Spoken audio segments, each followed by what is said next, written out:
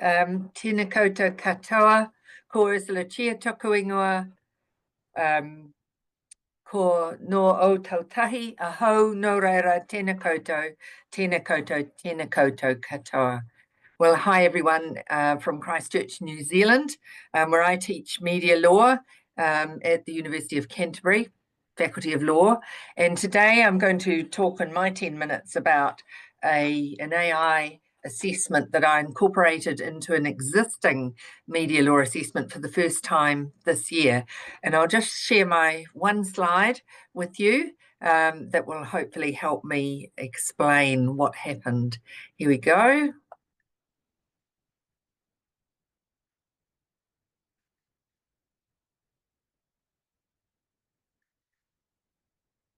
Now, I haven't been able to, the way I'm set up today, open it in full as a slide, but hopefully you can see it. This is what I call using ChatGPT for a memo and filmed oral presentation. And on the slide, you'll see the question around which the memo in this assessment was focused. So I asked my class of third year and advancing law students how the New Zealand state has met its obligations to protect te reo, the Māori language, in broadcasting. And I told them they would need to discuss a case called the New Zealand Māori Council and Attorney General from 1994. And this is known as a broadcasting assets case. There were lots of cases with that actual title, a series of them, 14, I think. But this particular one focused on broadcasting. And I also asked them what had happened since that case, and I wanted them to include an overall assessment of the issue. And usually the class would research the subject themselves based on that question, and they would prepare a memo for themselves, and they would use that to film themselves giving an oral presentation, because that was part of the skills aspect of the assessment. I won't talk about that today. I'm just talking about the memo. And so a self-researched piece of work turned into a memo, and to that I added what's at the bottom of the slide there. I instructed them to use ChatGPT once only as their starting point for the memo. They were going to use that for the presentation. They had to work further on the memo without any AI assistance after that first go until they were sure the content was good enough to use. I wanted them to conclude the memo with a short reflection, summarising what they did to ensure accuracy, comprehensiveness of the research, and I wanted them to indicate which parts of the memo came from ChatGPT or whatever AI, and they were to do that in the footnotes, and to give an overall assessment of how useful they'd found using the AI tool and identify which version of the AI tool, ChatGPT or whatever, that they had used and why. So I kept it as simple as possible since it was the first time I'd done this, and also, this is a model I've seen others using, not only in law, and I think it can apply. It's a nice universal model that you can adapt to any form of assessment, really, I think, within law pretty much. Asking the student to use it, asking them to see how they went with using it, and then asking them to reflect on that. So I'll just talk about the methodology a bit more for you. There were 37 students in the class this year. That's the class can range in size anything up to 70, so quite a small class this year. Most students use ChatGPT as their default model. I had used it in the question, but I also told them in class they could use some other AI tool if they wanted to. Most of them used ChatGPT 3.5 or 4 mini, and most said they used that because it was free and easy to access. One student used ChatGPT Scholar, and one used a tool called Claude 3 Haiku, which I'd never heard of before.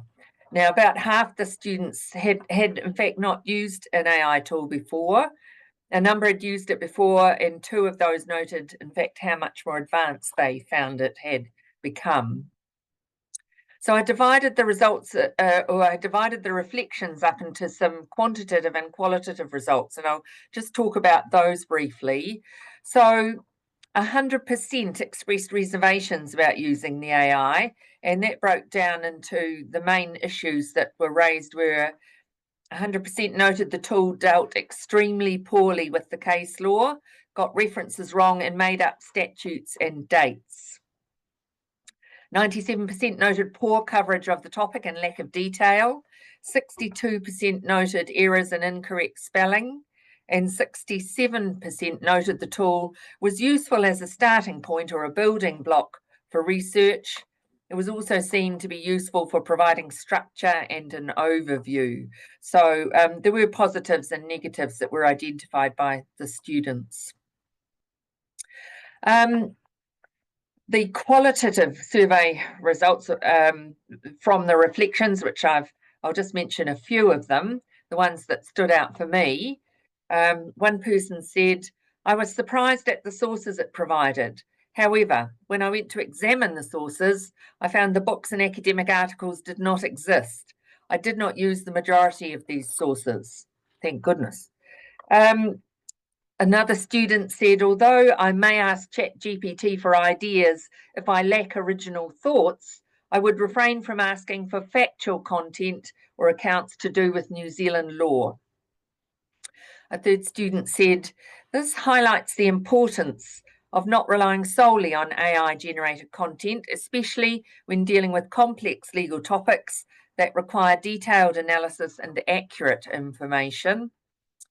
Another student said, "The structure it provided was helpful for me to be more organised and purposeful in the research stage."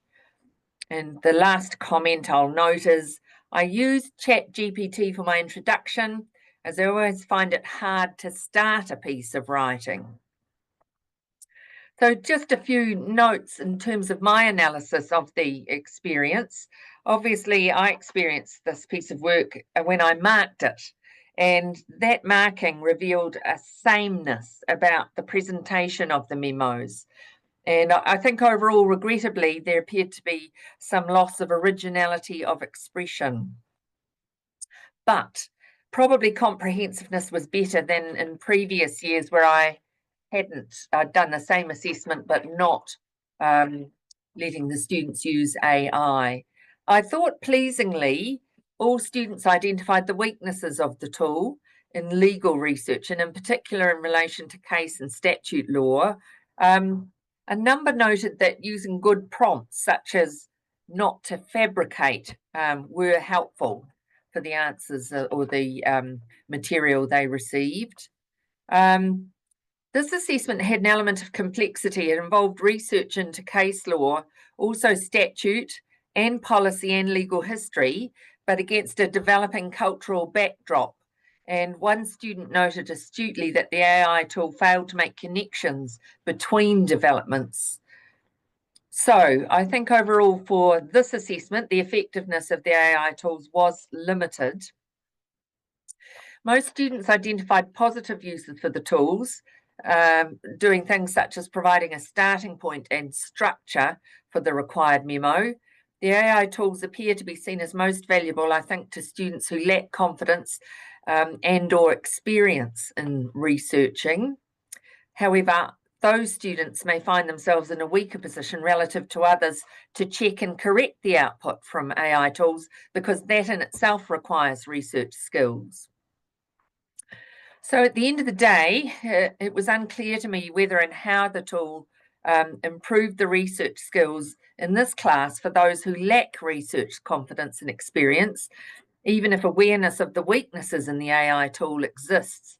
It seems, I think, that the tools work best at a shallow formatting level at this stage. I think research still works best when the students have the final say. Thank you.